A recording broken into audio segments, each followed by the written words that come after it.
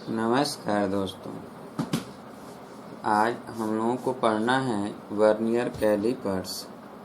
क्या पढ़ना है? Vernier callipers. तो वर्नियर कैलिपर्स क्या होता है, इसके विषय में हम लोग पढ़ेंगे। वर्नियर कैलिपर्स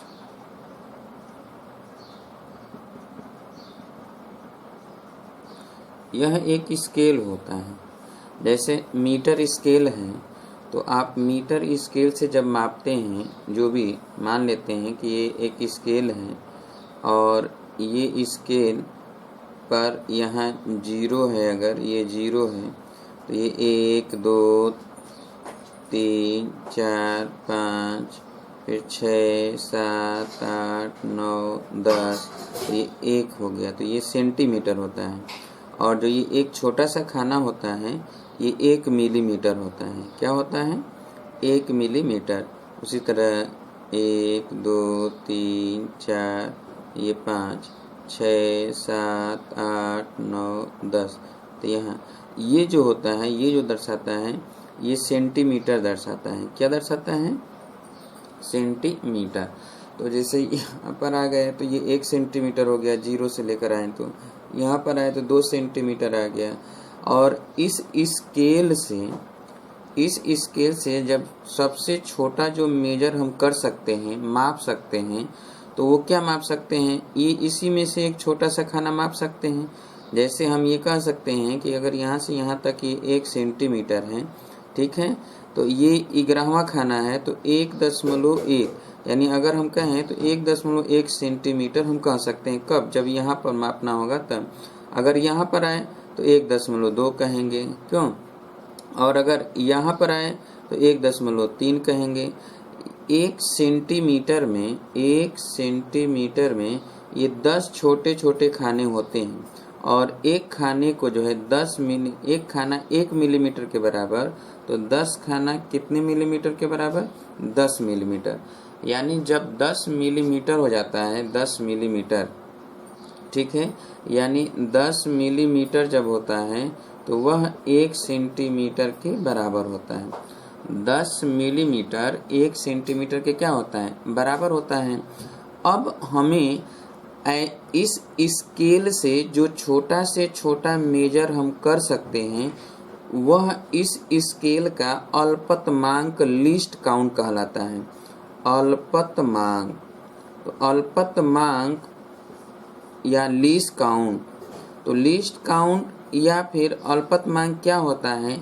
किसी भी स्केल के द्वारा वह छोटी से छोटी लंबाई ज्ञात किया जा सके, जिससे छोटी लंबाई हम उस स्केल के माध्यम से नहीं ज्ञात कर सकते हैं, तो उसे उस स्केल का अल्पतमांक कहते हैं। यानी वह सूक्ष्म से सूक्ष्म लंबाई जो स्केल द्वारा मापा जा सकता है, उसे हम कहते हैं उस स्केल का अल्पतमांक, या उसे कहा जाता है उस यंत्र का अल्पतमांक। ठीक है, तो ये स्केल है। अगर हम कहें मीटर स्केल का अल्पतमांक बताइए, तो मीटर पे मिलीमीटर लगा होता है चिन्ह, उसके बाद सेंटीमीटर होता है, फिर डेसीमीटर भी होता है, उस पे जो इंच होता है, आप इंच भी देखते हैं, तो उसमें जो है सबसे छोटा जो मेजर हम कर सकते हैं वो 1 मिलीमीटर का भी लंबाई होगा तो हम माप सकते हैं। लेकिन उस मीटर स्केल से 1 मिलीमीटर से छोटी लंबाई अगर मापना पड़े तो क्या हम माप पाएंगे? नहीं माप पाएंगे। ये मीटर स्केल है, तो इससे छोटी लंबाई तो हम माप नहीं सकते हैं 1 मिलीमीटर से। ठीक है, तो याद रखिएगा कि जब भी अल्पतमांक किसी यंत्र का कहा जाए, किसी भी यंत्र का कहा जाए, तो वह उस यंत्र का अल्पतमांक यह दर्शाता है कि जो है कितनी छोटी से छोटी लंबाई हम उस यंत्र के माध्यम से माप सकते हैं। जितनी हम छोटी से छोटी लंबाई माप सकते हैं, उसे ही कहा जाता है उस यंत्र का अथवा उस स्केल का अल्पतमांक। क्लियर? इतना तो समझ में आ गया होगा सभी को कि अल्पतमांक होता क्या है। अब हम देखेंगे कि जैसे अगर इसमें छोटा से छोटा मेजर हमें करना है, ठीक है। जैसे यहाँ पर हमने क्या किया कि 1 सेंटीमीटर को 10 भागों में बांट दिया, 10 बराबर भागों में बांट दिया, तो 1 भाग 1 मिलीमीटर कहलाया। 1 भाग क्या कहलाया? 1 मिलीमीटर कहलाया। अगर हम इसी 1 सेंटीमीटर को 20 भागों में बांट देते, कितने भागों में बांट देते? 20 भागों में, यानी यही 1 सेंटीमीटर है। जैसे यहाँ पर 1 सेंटी 0 है और यहाँ 1, ये सेंटीमीटर को दर्शा रहा है कि ये 1 सेंटीमीटर है। कितना है? 1 सेंटीमीटर। लेकिन इसमें 10 भाग है तो हम कह रहे हैं कि 1 मिलीमीटर है, परंतु इस पर 20 भाग कर दें। कितने भाग कर दें? 20। तो जब 20 भाग हम कर देंगे तो जो 1 होगा तो 10वां भाग न 1 मिलीमीटर कहलाता है। जब 20 हो जाएगा इसका मतलब ये है कि हर 1 मिलीमीटर को 2 भागों में बांट दिया गया। हर 1 मिलीमीटर को कितने भागों में बांट दिया गया? 2 भागों में। इसका मतलब ये है कि उस कंडीशन में जो 1 खाना होगा, ये 1 खाना, 2 खाना मिलकर 1 मिलीमीटर को दर्शाएगा। तो 1 खाना मिलकर कितना दर्शाएगा? 0.5 मिलीमीटर होगा। तो अगर आपसे ये पूछा जाए कि किसी मीटर स्केल पर 1 सेंटीमीटर को 20 बराबर भागों में बांटा गया हो, किसी मीटर स्केल पर स्केल के 1 सेंटीमीटर को 1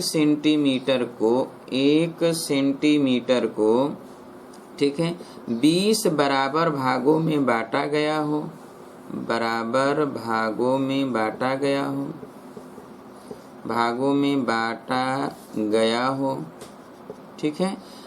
तो उस स्केल का अल्पतमांक बताइए, उस स्केल का अल्पतमांक बताइए, यानी उस स्केल से सबसे सूक्ष्म लंबाई क्या है जो हम मेजर कर सकते हैं। तो जो 1 सेंटीमीटर को 20 भागों में बांटा गया है तो उसका 1 भाग भी तो हम मेजर कर सकते हैं। तो जो 1 भाग हम मेजर करेंगे उसी को कहेंगे उस यंत्र का या उस स्केल का अल्पतमांक, जो सबसे छोटा होगा। तो सबसे छोटा यानी हम जान रहे हैं कि जब 1 सेंटीमीटर में 10 मिलीमीटर होता है, यानी 10 बराबर भाग होते हैं। अब हर 1 मिलीमीटर को 2 भागों में बांट दें तो 1 सेंटीमीटर 20 बराबर भागों में बढ़ जाएगा, यानी 1 मिलीमीटर भी 2 भागों में बट गया। तो 1/2 कर दें यानी 0.5 मिलीमीटर। इसका मतलब ये है कि 0.5 मिलीमीटर भी हम माप सकते हैं उस स्केल के माध्यम से। तो उस स्केल का अल्पतमांक क्या कहेंगे? हम 0.5 कहेंगे। क्लियर है। अगर हम ये कहते हैं कि 1 सेंटीमीटर को 50 भागों में बांट दीजिए, तो जब 1 सेंटीमीटर को 50 भागों में बांटेंगे, इसका मतलब ये है कि हर 1 मिलीमीटर, 1 सेंटीमीटर में कितने मिलीमीटर? 10 मिलीमीटर होता है। तो हर एक को हम 5 में बांटेंगे, हर 1 मिलीमीटर को, यानी 1 मिलीमीटर को 5 बराबर भागों में बांट दिया जाए, 5 बराबर भागों में बांट दें, तो 1 भाग जो लंबाई होगा वही उस यंत्र का या उस स्केल का अल्पतमांक हो जाएगा।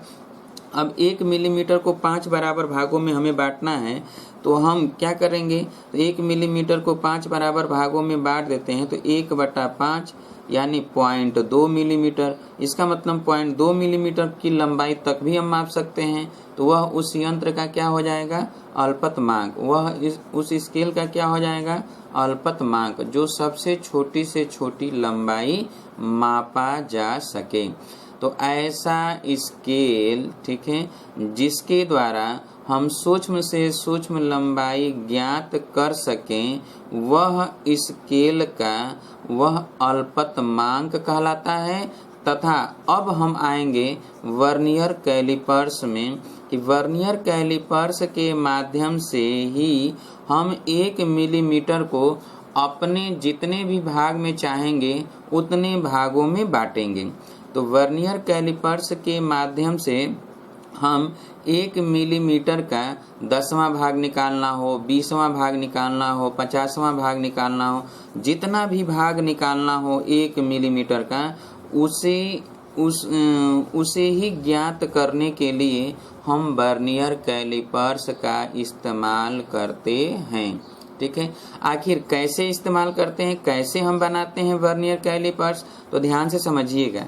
जैसे मान लिया जाए कि एक ऐसा वर्नियर कैलिपर्स है जिसके माध्यम से ये स्केल है, ठीक है। तो ये स्केल है, तो ये तो 0 है, समझिए पहले 0 है। तो ये 1 2 3 4 5 6 7 8 9 10, तो यहाँ पर 1 सेंटीमीटर है, ठीक है। तो ये तो 1 सेंटीमीटर हुआ ना। अब हम क्या कर रहे हैं कि कोई ऐसा वर्नियर कैलिपर्स है इसके जो खाने की संख्या है इस पर, तो जो ये होता है मीटर स्केल होता है, इसी को हम मेन स्केल कहते हैं, मुख्य स्केल कहते हैं। इसको हम क्या कहेंगे, मुख्य स्केल। इसको जो है मुख्य स्केल कहा जाता है। अब जो ये मिलीमीटर को हम 10 बराबर भागों में या 20 बराबर भागों में बांटना चाहते हैं, वो कैसे बांटा जाता है उसे आप समझिए। तो जैसे हमें अगर 1 मिलीमीटर को 10 भागों में बांटना है, 1 मिलीमीटर को 10 बराबर भागों में बांटना है, तो हम करेंगे क्या कि यहाँ पर इसको जो ये 1 सेंटीमीटर है, 1 सेंटीमीटर की लंबाई में 10 बराबर भाग है, तो इसमें 9 भाग को ही हम 10 बराबर भागों में बांट दें। यानी 1 2 3 4 5 6 7 8 9, ये 9 है, तो 9 को हम 10 बराबर भागों में बांट दें, ठीक है। तो कैसे बांटेंगे, तो अभी हम अपने से बराबर भाग इस 9 को 10 बराबर भागों में कर लें। तो 1 2 3 4 5 6 7 8 9 10, ये 10 बराबर भाग हो गया, ठीक है। तो अब हम देखेंगे कि जो ये 1 सेंटीमीटर था, जो ये पूरा 1 सेंटीमीटर है, उसका 1 मिलीमीटर 1 खाना 10 भाग है इसमें, लेकिन इसमें जो ये होता है, ये वर्नियर के खानों की संख्या कहा जाता है। वर्नियर के खानों की संख्या, ये वर्नियर के खानों की संख्या है, ठीक है, खानों की संख्या है। अब जरा समझेंगे कि इस पर वर्नियर पे जो ये 10 भाग है, इसके कितने भाग के बराबर है, 9 खाने के बराबर। मुख्य स्केल के कितने खाने के बराबर, 9 खाने के बराबर। तो इसका 1 खाना बच जा रहा है, यानी जो इसी का 1 खाना है, इसका जो 1 खाना है उसे ही 10 बराबर भागों में बांटा गया है। उसको कितने बराबर भागों में बांट दिया गया, 10, क्योंकि इसका 10 भाग, वर्नियर का 10 भाग और मुख्य स्केल का 9 भाग। मुख्य स्केल का जो 9 भाग है, मुख्य स्केल का 9 भाग, 9 खाना की लंबाई बराबर वर्नियर के 10 खाने की लंबाई। वर्नियर के 10 खाना की लंबाई, तो अंतर कितने का, 1 खाने का अंतर है। कितने का अंतर है, अंतर है 1 खाने का। तो 1 खाने का जो अंतर है उसी को तो 10 बराबर भागों में बांटा गया है, उसी को तो छोटा छोटा कर दिया गया। जो छोटा छोटा कर दिए हमने 10 खानों में, तो 1 खाना एडजस्ट हो गया उसी 10 में। 1 खाना एडजस्ट हो गया किस में, उसी 10 में। तो हमने क्या किया कि 1 मिलीमीटर का 10वां भाग, यानी इसमें 1 भाग, अगर इसमें 8 भाग होता कि इसके 8 भाग को ही इसको 10 बराबर भागों में बांटते, 8 भाग को 10 बराबर भागों में बांटते, तो इसका अंतर कितना हो जाता, 2। इसका मतलब 2 मिलीमीटर को हम 10 बराबर भागों में बांटेंगे। अगर इसका 7 खाने को 10 बराबर भागों में बांटेंगे, तो इसका मतलब 3 जो खाना है, इसका 3 मिलीमीटर है, उसको 10 बराबर भागों में बांट रहे हैं। जब हम केवल 1 खाने को ही अभी बांट रहे हैं, तो जो सबसे छोटा भाग है मुख्य स्केल पर, उसका मान तो 1 मिलीमीटर है ना, 1 मिलीमीटर। और वर्नियर पर कितने खाने बनाए गए हैं, 10 खाना। तो इस पर 10 खाना, तो इसका मतलब है कि 1/10। तो भाई 1 को हमने 10 बराबर भागों में बांट दिया, तो उसका जो 1 भाग होगा, यानी हम कितना सूक्ष्म लंबाई नाप सकते हैं, तो 1 का 10वां भाग नाप सकते हैं, यानी 1/10, तो 0.1 मिलीमीटर हम माप सकते हैं। इसके माध्यम से अगर ये होता कि इसका जो है 50 खाना, इसका जैसे मान लेते हैं कि इस पर जो है 20 खाना बनाया गया होता, कितना बनाया गया होता, इसी 1 सेंटीमीटर को 20 खाना बना दिया गया होता। 1 सेंटीमीटर को कितना खाना, 20 खाना। तो 1 2 3 4 5 6 7 8 9 10, फिर 11 12 13 14 15 16 17 18 19 और ये 20, तो 1 सेंटीमीटर है। लेकिन इसके यहाँ से 19 खाना को जो है 20 खानों के बराबर बांट दे। 1 2 3 4 5 6 7 8 9 10 11 12 13 14 15 16 17 18 19 20, तो अगर हम इसको 20 खानों में बांट देते तो इसका एक खाना बच गया। अब चूंकि हर एक खाना तो 0.5 मिलीमीटर है ना, हर एक खाना इसका जो सेंटीमीटर पे 1 सेंटीमीटर को हमने 20 भागों में बांटा है, 20 बराबर भागों में, तो एक खाने का मान तो 0.5 मिलीमीटर है। ठीक है, अब उसको कितने बराबर भागों में बांट दिया गया, तो एक खाना, तो इस पर बांटा गया है कितना, 20 भागों में। कितने भागों में, 20 भागों में। तो इसमें हम 20 से भाग दे दें तो इसका अल्पतमांक पता हो जाएगा कि इसका अल्पतमांक क्या है। समझिए अल्पतमांक क्या होता है, क्योंकि अल्पतमांक ही समझना ज़्यादा जरूरी है। कैसे हम अल्पतमांक ज्ञात करेंगे, अगर अल्पतमांक आपको पता चल गया तो इसका मतलब है कि आप जो है इसके द्वारा मेजर कर सकते हैं। अभी तो मेजर करने का हम तरीका बताए ही नहीं। सबसे पहले अल्पतमांक कैसे ज्ञात करेंगे, अभी हम उसी पर चर्चा कर रहे हैं।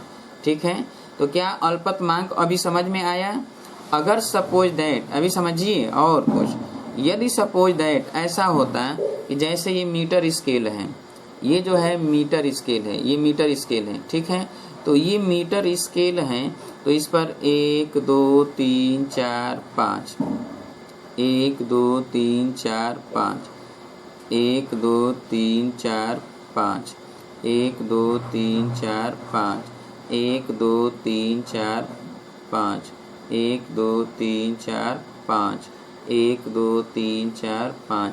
अब देखिए 0 1 2 3 3 4 5, यहाँ 4। ठीक है, चलिए अगर हम ये कहते हैं कि ये मिलीमीटर है, ये मिलीमीटर के चिन्ह लगे हुए, सबसे छोटा क्या है, 1 मिलीमीटर है, क्योंकि 10-10 खाना है, ये सेंटीमीटर है। अगर हम ये कहें कि कोई वर्नियर कैलिपर्स है, ऐसा वर्नियर कैलिपर्स है जिस पर जो है सबसे जो छोटा चिन्ह है वो मिलीमीटर का है, 1 मिलीमीटर का है, यानी 1 सेंटीमीटर को कितने बराबर भागों में, 10 बराबर भागों में बांटा गया है। अब इसका जो है 49 खाना, अब देखिए ये 10 यहाँ पर हो गया, 20 यहाँ हुआ, 30 यहाँ हुआ, 40 यहाँ हुआ। सपोज दैट अगर यहाँ 40 है तो हम कहें कि इसका 39 खाना, इसका कितना खाना, 39 खाना 40 खाने के बराबर है, वर्नियर के 40 खाने के बराबर। यानी जो ये 39 है, इसी में जो ये वर्नियर के हमको बराबर भागों में बांटना है, तो जो 39 खानों की लंबाई है वो वर्नियर पे 40 खानों की लंबाई के हम बराबर कर दें, 40 के बराबर कर दें। इसका मतलब ये 1 मिलीमीटर जो है, जो 1 मिलीमीटर हो, उसको कितने बराबर भागों में हमने बांट दिया, 40 बराबर भागों में बांट दिया। कितने बराबर भागों में, 40 बराबर भागों में। यानी जब हमने 40 बराबर भागों में बांट दिया तो इसका मतलब है कि 1 मिलीमीटर का 40वां भाग, यानी इसका एक जो लंबाई होगा, इस पर वर्नियर पर जो एक भाग की लंबाई होगा वो कितना हो जाएगा, 40वां भाग, 1 का 40वां भाग हो जाएगा। क्लियर है, तो 1 का 40वां भाग जो होगा वही उसका अल्पतमांक हो जाएगा। तो 1 मिलीमीटर में 40 से भाग देंगे तो इतना मिलीमीटर ही इसका अल्पतमांक हो जाएगा। अर्थात वर्नियर पे जो सबसे छोटा खाना जो बनाया गया है उसका 1 का मान जो है 1/40 के बराबर। तभी तो हम 1/40 में 40 का गुणा कर दें, 40 खाना है तो 1 मिलीमीटर, यानी ये 1 मिलीमीटर के अंतर के बराबर आ जाएगा। क्लियर है, तो इस तरह हम जो है निकालते हैं अल्पतमांक। उम्मीद है समझ में आ गया होगा। अगर ये कहा जाता है कि ये इस पर मुख्य स्केल पर जो है मिलीमीटर और सेंटीमीटर का चिन्ह अंकित है, ठीक है, और इसके वर्नियर पे बने 30 खानों की लंबाई मुख्य स्केल पर 29 खानों की लंबाई के बराबर, इसका मतलब इसका 29 खाना यहाँ तक होगा और इस पर कितना 30 खाना बना हुआ है वर्नियर पे, तो उसकी बराबर है। तो 1 खाना का अंतर है, तो 1 खाना का माप मुख्य स्केल पर और बटे वर्नियर पे बने खानों की संख्या। ठीक है, तो ये क्या हो जाएगा, अल्पतमांक। तो इस तरह अल्पतमांक हम ज्ञात करते हैं। अल्पतमांक समझ में आया सभी को? बोलिए, आया समझ में कि मुख्य स्केल पर जो एक छोटे से छोटे भाग की लंबाई होगा उसका माप और वर्नियर पर जितना खाना बना होगा उसने की संख्या से भाग दे दें तो निकल जाएगा अल्पतमांक। तो अल्पतमांक हम क्या लिख सकते हैं? अल्पतमांक हम लिख सकते हैं कि मुख्य स्केल पर एक खाने की माप मुख्य स्केल के एक खाने की माप बटे वर्नियर पे बने खानों की संख्या, वर्नियर पर बने खानों की संख्या। ठीक है, ये कब? जब एक खाने का अंतर होगा तब। यानी इस पर मुख्य स्केल पर जो है जैसे 9 भाग की लंबाई, वर्नियर पे 10 भागों की लंबाई, तो एक खाने का अंतर है। इस पर 30 भाग मुख्य स्केल का, 29 भाग, और वर्नियर पर 30 भाग, तो भी एक का अंतर है। मुख्य स्केल पर 49 भाग और वर्नियर पे 50 भाग, तो भी 49 और 50 का अंतर कितना है? एक है। तभी हम ये लिखेंगे, जो ये लिखा जा रहा है मुख्य स्केल पर एक भाग की लंबाई, यह अंतर है कि वर्नियर पे बने खानों की संख्या और मुख्य स्केल पर बने जो भी खानों की संख्या के बराबर है उन्हीं का अंतर है। तो हम दूसरे शब्दों में ये भी लिख सकते हैं कि वर्नियर पे बने खानों की संख्या की लंबाई, यानी मुख्य स्केल पर हम क्या लिखेंगे कि मुख्य स्केल पर जितने भागों की लंबाई है खानों के माइनस वर्नियर पे जितने खानों की लंबाई के बराबर है उन खानों की संख्या। ठीक है, और बटे वर्नियर पे खानों की संख्या। तो भी हम लिखें, क्योंकि अगर हम ये कहते यहाँ पर, अगर हम ये कहते कि इस पर 28 भाग की लंबाई, उस पे जो है 28 भाग की लंबाई, उस पे 30 भाग की लंबाई के बराबर, तो अंतर कितने का है इन दोनों में? 2 का अंतर है। तो 2 खानों की माप बटा वर्नियर पे बने खानों की संख्या, तब हम ये लिखेंगे। क्लियर है? तो यहाँ पर हम ये भी समझेंगे कि जरूरी नहीं है कि एक मुख्य स्केल पर एक भाग की लंबाई बटे वर्नियर पे खानों की संख्या ही लिखेंगे। हमें क्या जरूरी है कि कितने का अंतर है। वर्नियर पे जितने भाग बनाए गए हैं वो भाग मुख्य स्केल पर बने कितने भागों की लंबाई के बराबर है, उन भागों का अंतर ही ऊपर लिखेंगे। उन भागों का अंतर ऊपर और नीचे लिखेंगे वर्नियर पे बने खानों की संख्या। तो आइए हम लोग जो है वर्नियर के विषय में जरा समझ लें कैसे हम मेजर करते हैं। अल्पतमांक तो आपको समझ में आ गया होगा। तो आइए वर्नियर पे कुछ चीज़ों को हम समझेंगे कि वर्नियर क्या होता है। तो चलिए हम देखेंगे वर्नियर। ठीक है, अब देखिए आपके सामने ये वर्नियर है, आप अच्छी तरह से इस पर समझिएगा कि ये वर्नियर है। ठीक है, अब इस वर्नियर पे आप देखें कि ये जो है सेंटीमीटर के चिन्ह बने हुए हैं, 0, 1, 2, 3, 4, ये सेंटीमीटर है। अच्छा, यहाँ पर आप देख रहे हैं कि जो यहाँ पर ये यहाँ से यहाँ तक है, इसको 10 भागों में बांटा गया, तो एक भाग 1 मिलीमीटर के बराबर है। एक भाग 1 मिलीमीटर के क्या है? बराबर है। अगर हम इसको और आपको दिखाना चाहें तो आप जो है, अब आप यहाँ समझिए, अगर आप समझना चाहते हैं तो यहाँ देखिए कि अगर यहाँ पर आप देख रहे हैं कि ये 0 है, ये वर्नियर पे बने खानों की संख्या है, तो ये 0 है। और यहाँ पर क्या है कि ये 0 है, तो ये दोनों एक सीध में है। दोनों क्या है? इसका 0 भी इसका 0 भी एक सीध में है। क्लियर है? और यह इस पर जो है देखिए यहाँ पे ये 9 खाना, इसका 9वां खाना भी और इसका 10वां खाना क्या है? बराबर है। बराबर दिख रहा है आपको? तो इसका मतलब है कि इसके 9 खाने की लंबाई इसके 10 खानों की लंबाई के क्या है? बराबर। ये जो है वर्नियर पे बने खानों की संख्या है और ये मुख्य स्केल है, इसको हम कहते हैं मुख्य स्केल। क्या बोलते हैं? मुख्य स्केल। ठीक है, तो मुख्य स्केल अब हम देखेंगे कि यहाँ पर मुख्य स्केल, ये जो है मुख्य स्केल कहलाता है।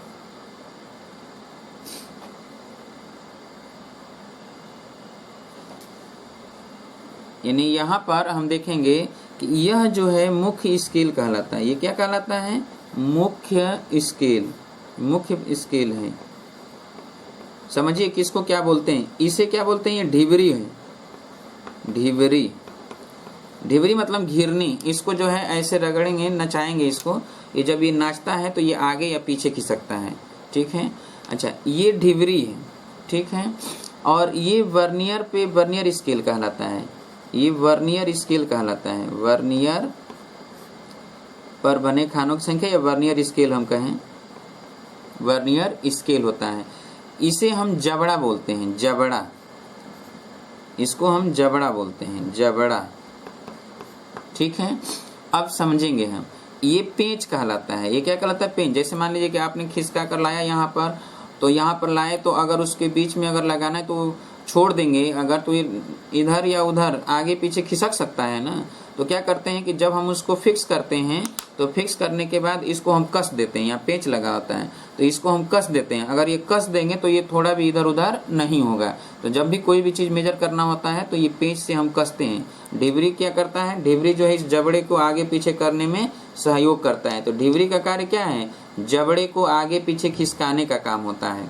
और ये पेंच का काम क्या है, जब किसी भी चीज को मेजर करना होता है तो वहां पर ढिबरी के माध्यम से जबड़ों को खिसकाकर इसको कस देते हैं। इसको क्या करते हैं, पेंच के माध्यम से कस दिया जाता है, ताकि जो है कोई भी चीज अगर मेजर कर रहे हैं तो उसमें त्रुटि न होने पाए। तो देखिए, ये जो है शुद्ध वर्नियर है, इसको हम कहेंगे कि किसी प्रकार का इसमें कोई त्रुटि नहीं है।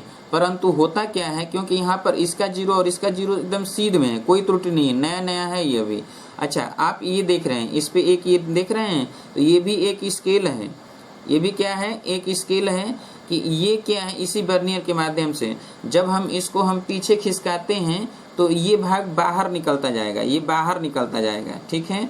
तो इसके माध्यम से भी हम मेजर करते हैं। अब इस वर्नियर के माध्यम से हम क्या क्या मेजर करते हैं उन सभी को अभी हम बताएंगे, परंतु पहले हम समझ लें कि ये वर्नियर शुद्ध है। क्यों शुद्ध है, क्योंकि यहाँ पर जो है जीरो और इसका जीरो एक सीध में है। परंतु जब इस वर्नियर का हम इस्तेमाल करते हैं तो इसको आगे पीछे खिसकाते खिसकाते या यहाँ जबड़ों पर जो है रखते रखते ये जबड़ा जब घिस जाता है तो घिस जाने के कारण जो है या तो थोड़ा आगे हो जाएगा या फिर हो सकता है जंक लग जाए तो पीछे हो जाएगा। तो ये जो जीरो है, ये जो जीरो है वर्नियर का, यही खिसकेगा, ये तो इधर उधर खिसकेगा नहीं।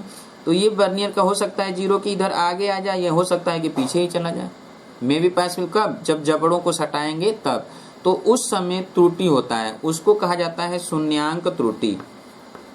क्या कहते हैं, शून्यांक त्रुटि। फिर से समझिए, शून्यांक त्रुटि वर्नियर कैलिपर्स में जब जबड़ों को सटाया जाता है और जबड़ों को सटाने पर मुख्य स्केल का शून्यवां भाग और वर्नियर पर बने खाने का शून्य भाग, ठीक है, अगर एक सीध में है तो उस यंत्र में, उस वर्नियर में किसी भी प्रकार का कोई त्रुटि नहीं होगा। लेकिन अगर हम इसको फैलाते हैं, अगर हम इस जबड़े को सटाते हैं, जबड़े को सटाने पर मुख्य स्केल का शून्य और वर्नियर का वर्नियर पर बना शून्य भाग यदि एक सीध में न हो तो उसमें शून्यांक त्रुटि होता है। क्लियर है, शून्यांक त्रुटि होता है। शून्यांक त्रुटि दो प्रकार का होता है, एक होता है धनात्मक, एक होता है धनात्मक शून्यांक त्रुटि और एक होता है ऋणात्मक शून्यांक त्रुटि। तो त्रुटि कितने प्रकार के होते हैं, दो प्रकार के, एक होता है धनात्मक और एक होता है ऋणात्मक। क्लियर। तो चलिए, धनात्मक और ऋणात्मक शून्यांक त्रुटि क्या होता है पहले उसके विषय में हम लोग देख लें, तो उसके बाद आगे बताएंगे। तो आइए हम बताते हैं। जैसे कि अगर ये है, ठीक है, यहाँ पर हम देखेंगे कि ये एक वर्नियर कैलिपर्स है। अब आप देखिए कि वर्नियर कैलिपर्स का जो ये शून्यवां भाग है, ये शून्य यहाँ पर है और इसका वर्नियर का शून्य भाग यहाँ है, ठीक है, आपको दिखाई नहीं दे रहा है। तो अभी हम जो है इसको जूम करेंगे तो ये शून्यवां भाग जो है यहाँ पर आपको जो दिख रहा है ये जीरो से बाएं तरफ है। जीरो से किधर है, बाएं तरफ है, ठीक है, शून्य के दाएं तरफ नहीं है, शून्य के बाएं तरफ है। तो जब शून्य से बाएं तरफ है, अब जरा समझिए कि अगर हम इसको खिसकाएंगे तो पहले से ही मान लेते हैं कि 1 मिलीमीटर से भी ये ज़्यादा है इधर, ठीक है। तो अगर हम इसको इधर खिसकाएं तो इसका जो शून्यवां भाग है मान लेते हैं कि ये 5 पर आ गया। शून्यवां भाग कहाँ पर आ गया, 5 पर आ गया। जब इसको हम इधर खिसकाएंगे तो जबड़ा ये फैलेगा, जब जबड़ा फैलेगा तो ये 5 पर आ गया। तो जब ये 5 पर आया तो ये मुख्य स्केल तो बताएगा कि 5 मिलीमीटर है ना, परंतु यह आया कहाँ से, तो यह मुख्य स्केल पर 1 मिलीमीटर के बराबर यदि है तो ये 1 मिलीमीटर से चलकर 5वां भाग पर आया है। तो कै खाना चला है, तो केवल 4 भाग चला है ना, ये तो यहाँ पे है ही नहीं ये, तो हम इसको मेजर करेंगे तो ये केवल 4 खाना। इसका मतलब है कि मुख्य स्केल तो बताएगा 5 mm चले हैं, 5 mm का डिस्टेंस हो गया, लेकिन वास्तव में हमने चला कितना, केवल 4। तो जो शून्यांक त्रुटि है उसको हम क्या करेंगे, घटा देंगे। मुख्य स्केल की जो मेजर होता है उसमें से क्या करेंगे, घटाते हैं। तो यह जब बाएं तरफ शून्य होता है तो हम कहते हैं धनात्मक त्रुटि है। बाएं तरफ होगा तो हम क्या कहेंगे, धनात्मक त्रुटि। शून्यांक में ये धनात्मक त्रुटि होगा कब, जब बाएं तरफ होता है तब। क्लियर है, यानी शून्य से बाएं तरफ वर्नियर का 0वां भाग हो, तब तो ये हम कहेंगे कि ये जो है कौन सी त्रुटि है, तो धनात्मक त्रुटि। अब आप देखिए कि जो ये स्केल है, जो ये इसके द्वारा, तो ये भी इसका भी थोड़ा सा भाग ये निकला हुआ है कि नहीं निकला हुआ है, निकला है ना। क्यों निकला है, क्योंकि इधर ये 0 के बराबर नहीं था, 0 से ये पीछे है, इधर है, आगे नहीं चला गया है, पीछे है, तो ये भी पीछे निकला हुआ है। ठीक है, और जब ये 0 पर होगा तो ये एकदम बराबर होगा। जैसा कि आप देखें इसमें कि जब इसमें कोई त्रुटि नहीं था तो यहाँ एकदम बराबर है, यहाँ पर क्या है, बराबर है। लेकिन जब इसमें त्रुटि होगा तो या तो ये सिरा आगे होगा या तो ये सिरा पीछे होगा।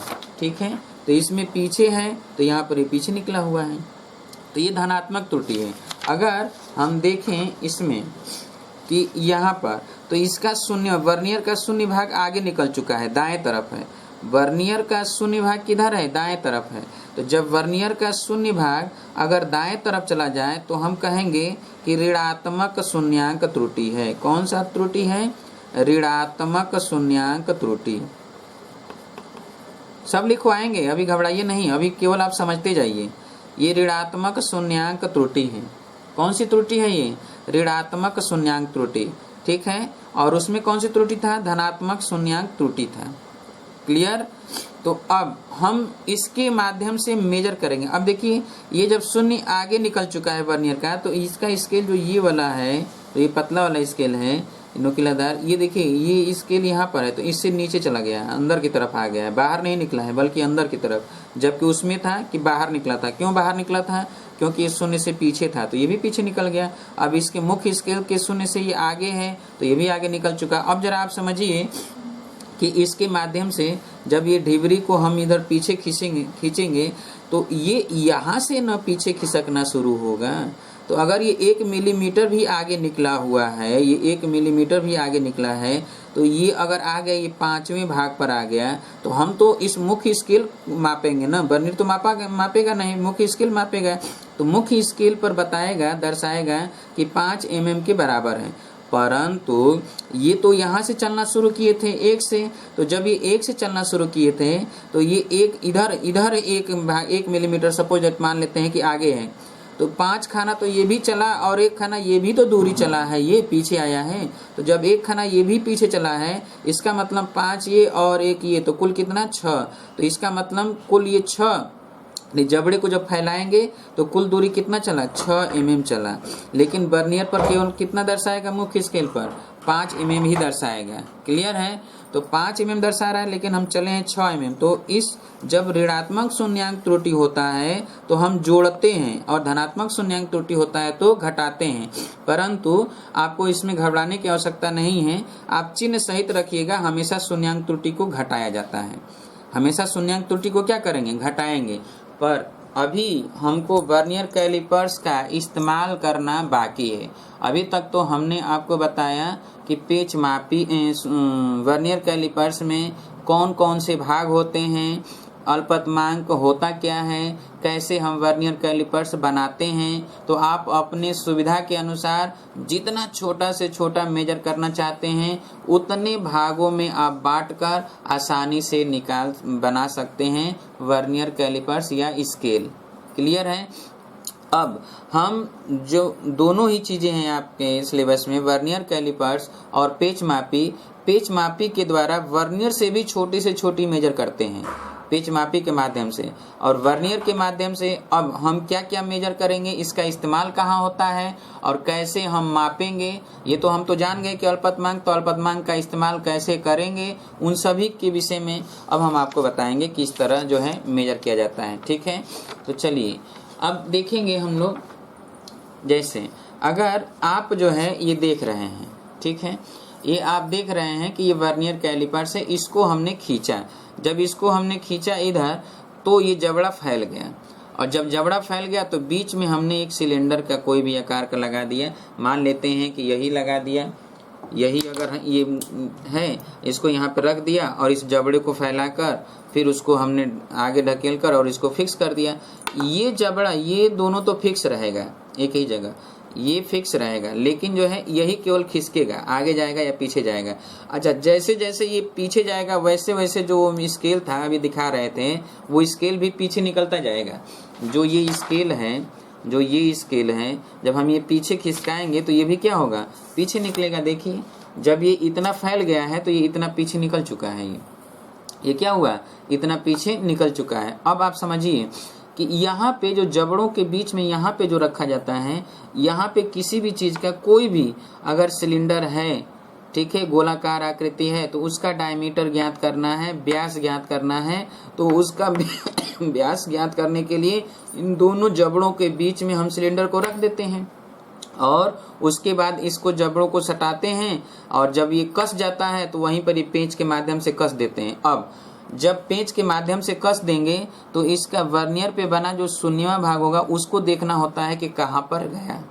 ठीक है, अब दूसरी चीज़ कि यहाँ पर तो हम जो है कोई भी सिलेंडर है तो जैसे यही है, अगर इसको हम रख देंगे सिलेंडर है तो ये बाहरी व्यास बताएगा, लेकिन जो ये भाग है ये, तो इसके द्वारा जो है हम सिलेंडर को अंदर, जैसे खोखलाकार सिलेंडर है और अंदर का व्यास ज्ञात करना है, तो देखिए ये खोखलाकार सिलेंडर है, अगर हम इसको जो है इसमें पहना दिए, इस तरह डाल दिए और इसको हम खींचें तो टाइट हो जाएगा, ये टाइट कर देगा। जब टाइट कर देगा, कस देगा अब यहाँ पर, उसके बाद हम इस पेंच को कस देंगे कि हिले ना। फिर हम मेजर करते हैं कि ये कितना खिसका हुआ है, कितना है दूरी, जितना ये खिसकेगा उतना ही ये खिसकता है। तो इसके माध्यम से जो है, इसके माध्यम से खोखलेकार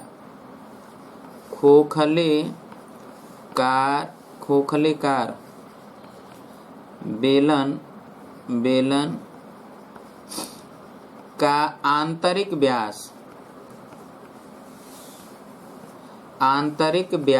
ज्ञात करते हैं। ठीक है, और ये खोखलेकार का आंतरिक व्यास ज्ञात करते हैं, और यहाँ पर जो है, यहाँ पर इसके माध्यम से क्या करते हैं कि बाहरी व्यास ज्ञात किया जाता है। इसके द्वारा हम बाहरी व्यास ज्ञात करते हैं, बाहरी व्यास बेलन का। क्लियर है? अच्छा, अभी बचा है कि इसका इस्तेमाल कहाँ करेंगे।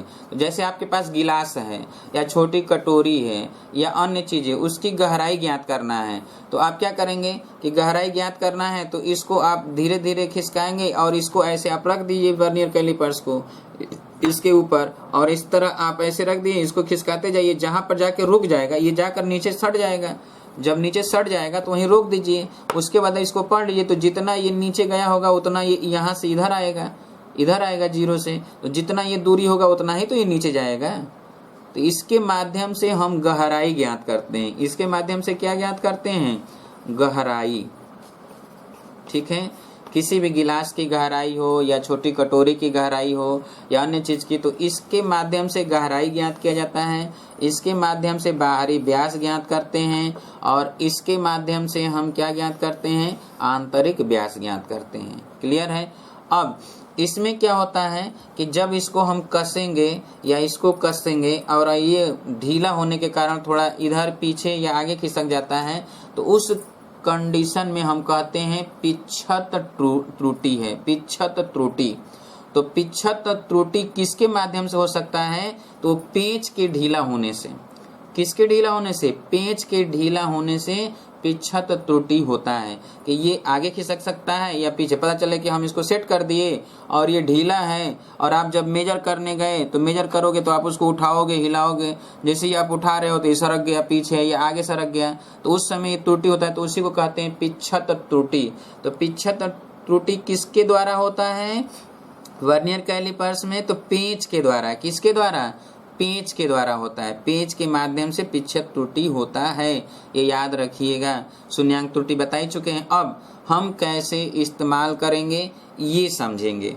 जैसे अब आप समझिए कि कोई भी चीज वर्नियर कैलिपर्स के माध्यम से हमें किसी भी चीज का, इसी का जो है हमको व्यास ज्ञात करना है, इसका व्यास ज्ञात करना है, ठीक है।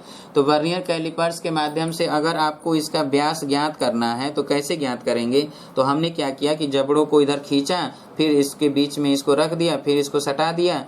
जब सटा दिया तो हमने देखा कि वर्नियर का शून्यवां भाग जो है मुख्य स्केल पर जो बने खानों की संख्या उसके किसके पास में है, किसके सीध में है। तो हम देखेंगे कि जैसे ये 10 खाना यहाँ पर 11, 12, 13, ये 14 है, ठीक है, या 13 है। तो 13वां खाना ये है, 14वां ये है, 15वां ये है, ठीक है।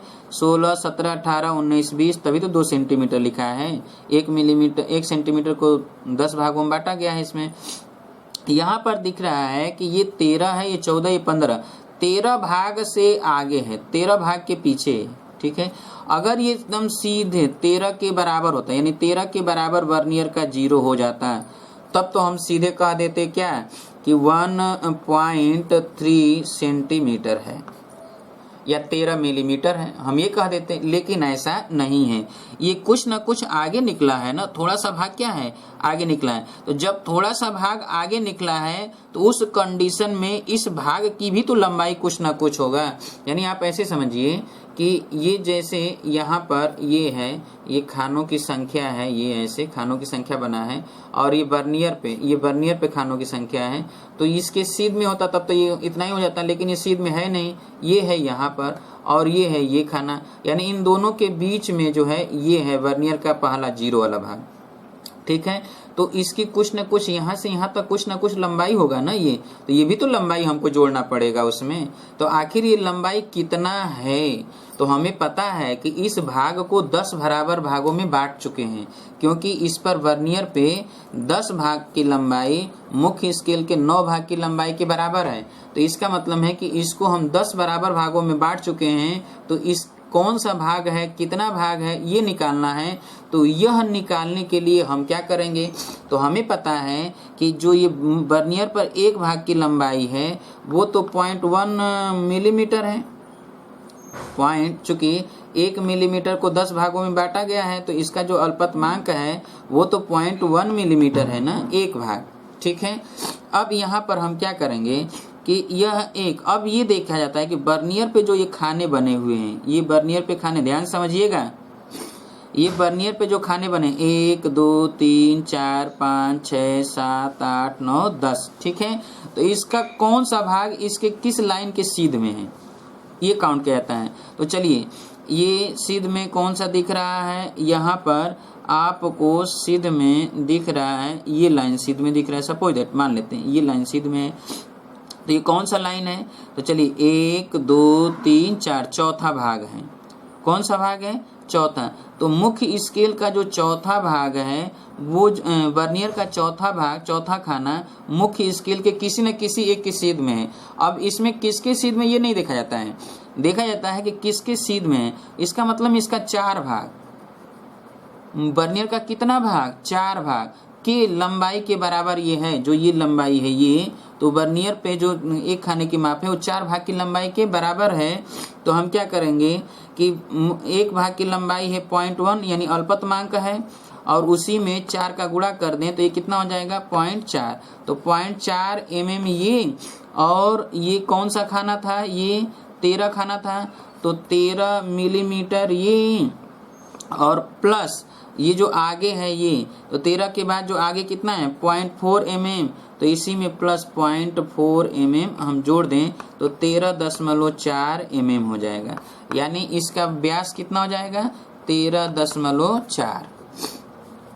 क्लियर है? नहीं समझ में आया अभी? बोलिए। तो ये 13.4 है। तो इसको कैसे ज्ञात किया गया? तो हम इसके लिए ये लिख सकते हैं कि मुख्य स्केल का किस भाग के पास, कौन सी खाना के पास वर्नियर का 0 भाग है।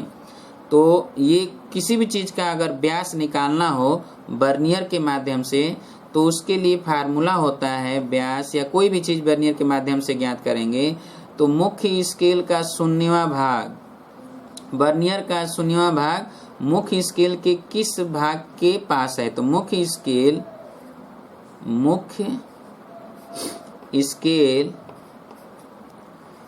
स्केल के भाग की माप, भाग या लंबाई जो भी भाग, मुख्य स्केल का भाग और प्लस, ठीक है, जिसके पास होगा वो लिखते हैं, और प्लस अल्पतमांक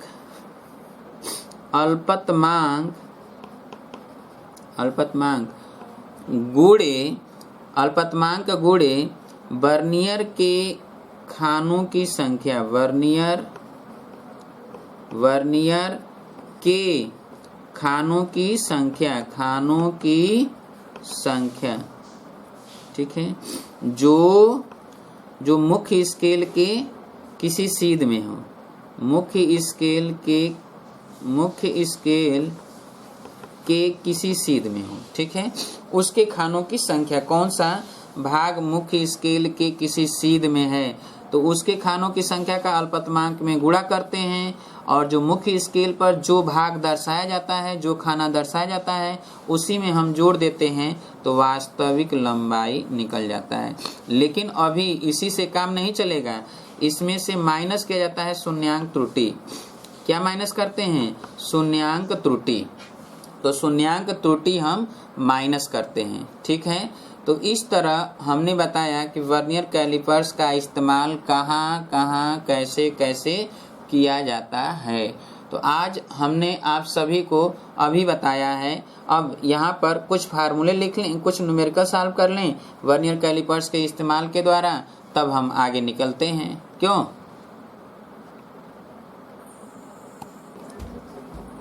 हाँ, तो लिखिए, अब लिख लिया जाए, जितना अभी पढ़े हम लोग लिख लिया जाए। तो लिखिए वर्नियर कैलिपर्स।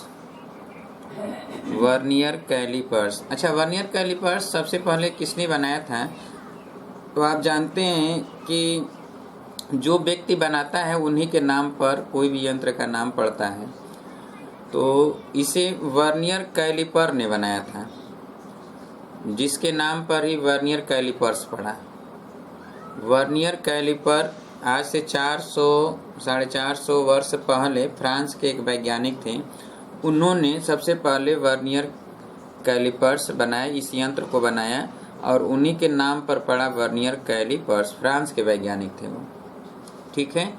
तो लिखिए तो अभी हमने बताया कि वर्नियर कैलिपर्स के माध्यम से क्या करते हैं, छोटा से छोटा लंबाई मापते हैं, उसी को वर्नियर कैलिपर्स कहेंगे, वो एक स्केल ही है। तो लिखिए वर्नियर कैलिपर्स वह यंत्र अथवा वह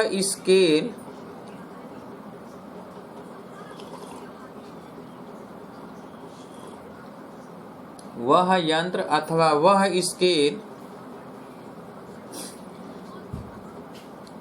जिसके माध्यम से सूक्ष्म से सूक्ष्म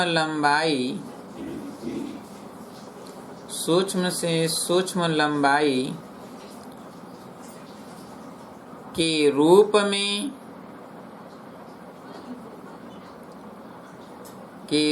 में बाहरी तथा आंतरिक व्यास ज्ञात किया जाता हो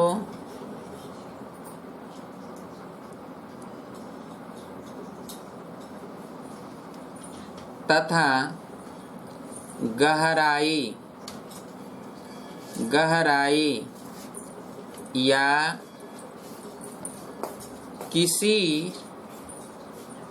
किसी वस्तु की लंबाई ज्ञात किया जाता है तो उस यंत्र को वर्नियर कैलिपर्स कहा जाता है।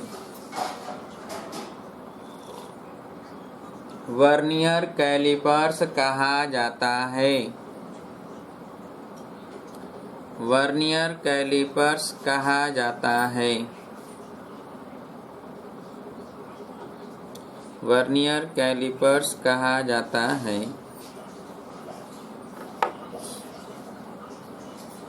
ठीक है, अब लिखिए शून्यांक त्रुटि।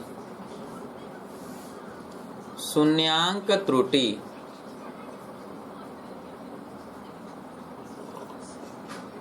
लिखिए इस यंत्र में अथवा इस स्केल में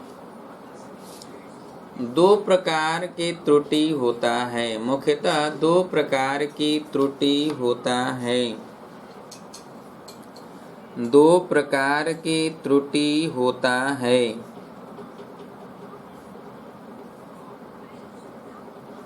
दो प्रकार की त्रुटि होता है। पहला धनात्मक त्रुटि, धनात्मक शून्यांक त्रुटि।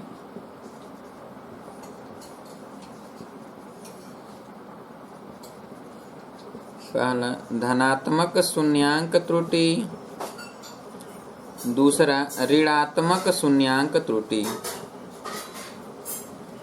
ऋणात्मक शून्यांक त्रुटि। तो हमने बताया कि यदि कोई भी स्केल है तो धनात्मक शून्यांक त्रुटि क्या होता है कि जब वर्नियर पे बने खानों की बना शून्य भाग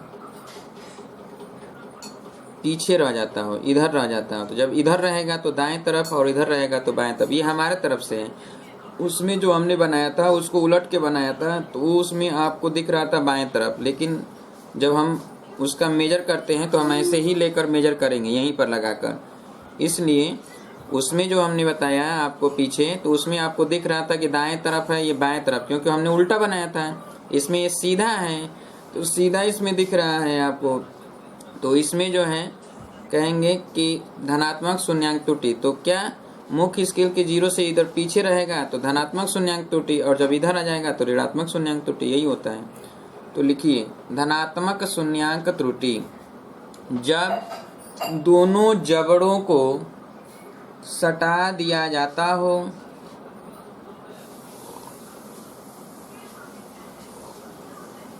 तो इस स्थिति में मुख्य स्केल का शून्यवां भाग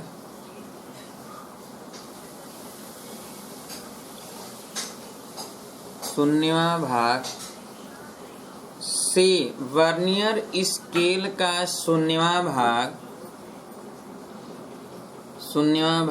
पीछे या दाएं तरफ हो तो इस यंत्र में धनात्मक शून्यांक त्रुटि होता है।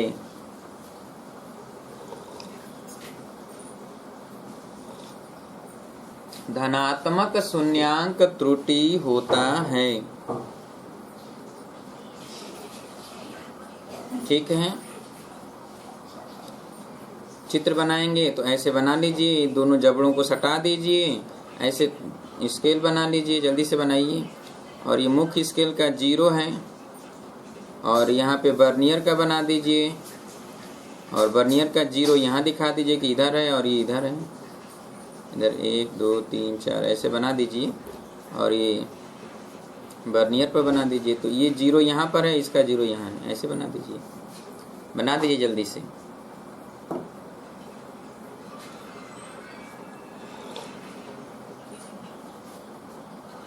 दूसरा लिखिए ऋणात्मक शून्यांक त्रुटि। ऋणात्मक शून्यांक त्रुटि इसमें लिखिए जब दोनों जबड़ों को सटा दिया जाता है तो इस दशा में यदि वर्नियर का शून्यवां भाग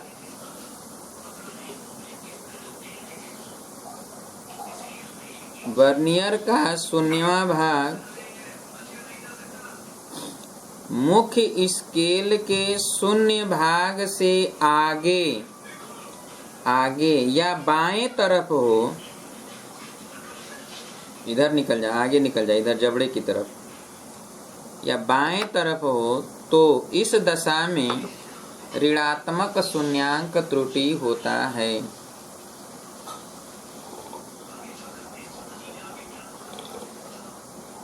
इस दशा में ऋणात्मक शून्यांक त्रुटि होता है।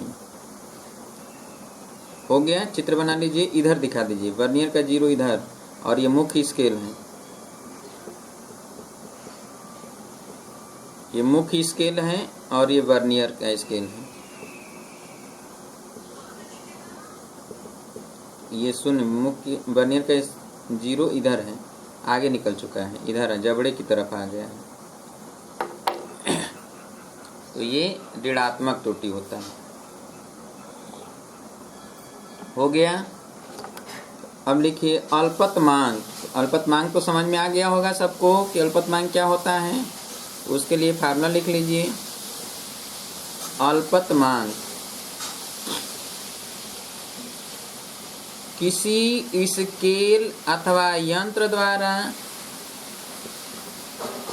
किसी स्केल अथवा यंत्र द्वारा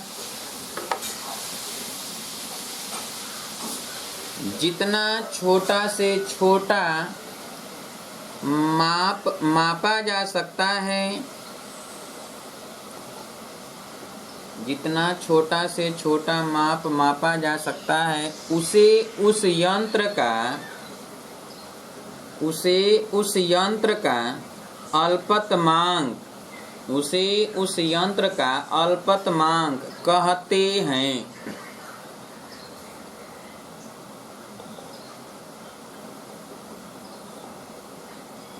उसे उस यंत्र का अल्पतमांक कहते हैं। ठीक है, तो लिखिए वर्नियर का अल्पतमांक बराबर, वर्नियर का अल्पतमांक बराबर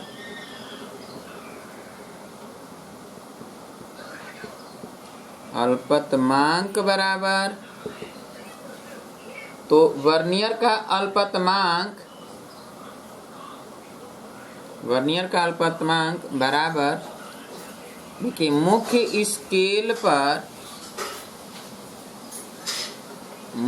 स्केल पर बने एक भाग की लंबाई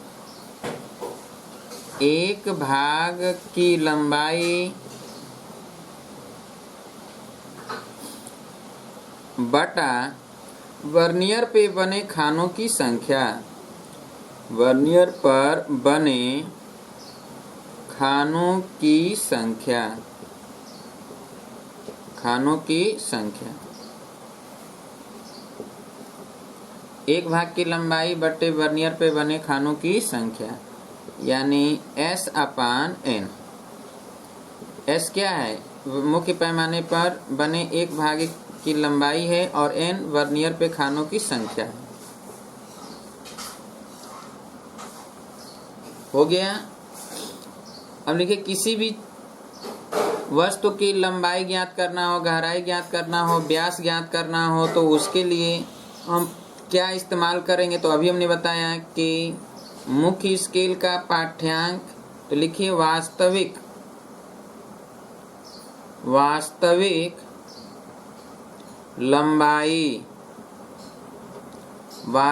लंबाई बराबर, फार्मूला कैसे निकालते हैं उसके लिए, मुख्य स्केल का पाठ्यांक,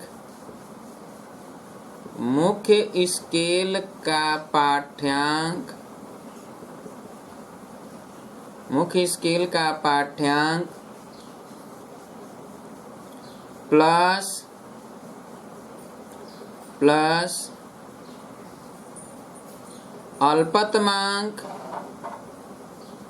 अल्पतमांक गुणे वर्नियर